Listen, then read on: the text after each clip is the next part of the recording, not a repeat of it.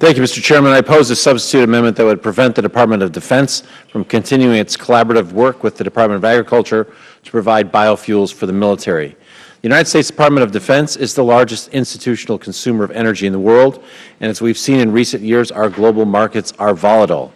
Despite massive domestic production increases, which has been mentioned before, last year our net imports of petroleum were nearly 5 billion barrels per day, with our top 5 suppliers being Canada, Saudi Arabia, Venezuela, Mexico, and Colombia.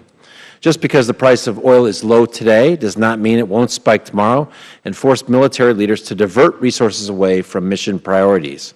In some cases, this has meant turning ships around and cutting their voyages short because of budgeting issues around fuel.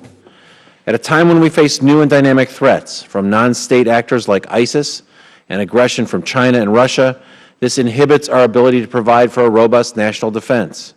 Presented with this challenge, the military has chosen to enter into a partnership with the USDA to source an alternative, cost-competitive, American-made fuel source for our warfighters. Our military needs the flexibility to diversify its fuel supply however it sees fit to enhance readiness and reduce costs.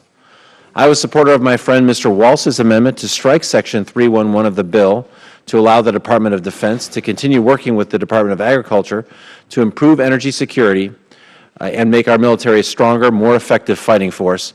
And now I urge my colleagues to oppose this substitute amendment. Thank you, Mr. Chairman. I yield back.